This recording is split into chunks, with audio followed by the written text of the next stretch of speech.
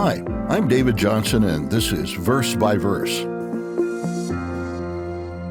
It seems that everywhere we turn today, we're hearing more and more about the wonders of AI, artificial intelligence.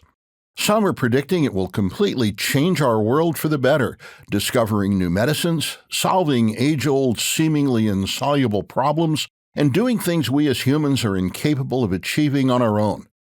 Others fear it will become so effective and powerful that it could eventually take over and destroy mankind. We would probably be surprised to learn how widespread this technology has already become. And from all indications, it's set for even more explosive growth as mega corporations invest billions of dollars into developing this amazing tool for ever-increasing uses. Some of you may already be using AI computer platforms to do your work more effectively. Our biblical passage for this verse-by-verse episode is found in Genesis 1, verse 26. Then God said, "Let us make man in our image, according to our likeness. Let them have dominion over the fish of the sea, over the birds of the air, and over the cattle, over all the earth, and over every creeping thing that creeps on the earth." Just for fun, I asked one of the simpler publicly available AI programs to give me 3 lessons to be learned from this verse. While the 3 points were not entirely correct, it was quite impressive to see the answers it produced in seconds. But the fact that the points weren't entirely correct reveals something important about AI. It is only capable of generating answers based upon the quality of the input it receives. One of the oldest maxims in the world of computers was expressed in a simple 4-letter acronym, GIGO. GIGO. It stands for garbage in, garbage out. If the information we put in is flawed, the answers we receive will also be flawed. For all of its amazing abilities, AI programs do not have the ability to discern whether the information they're given is accurate or not. If the program lacks or rejects important information, the results will be flawed.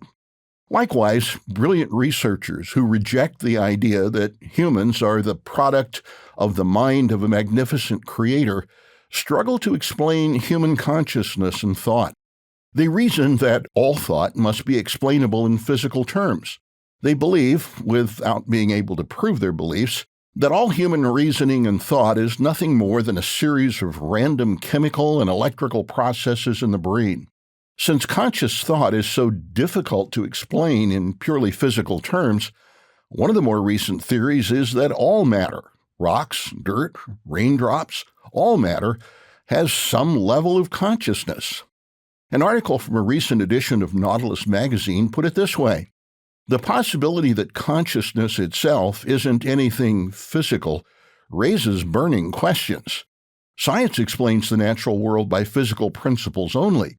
So if it turns out that one natural phenomenon, consciousness, transcends the laws of physics, then our entire understanding of the natural world would require serious revision." Our biblical passage reveals that we human beings are not simply machines processing questionable input. Every human being, regardless of gender, race, age, education, or wealth, is created in the image and likeness of the Creator. And that includes consciousness, a conscious awareness of ourselves and our world. One of the most important ways we humans are created like our Creator is in the ability to think, creatively reason, and to understand and make moral choices. There is no way that divine, God-given ability can be programmed into a machine. And this verse tells us something more. As a consequence of having this amazing, God-given power to recognize and choose right from wrong, we humans also have a duty to exercise responsible care over the rest of creation, and most of all, toward one another.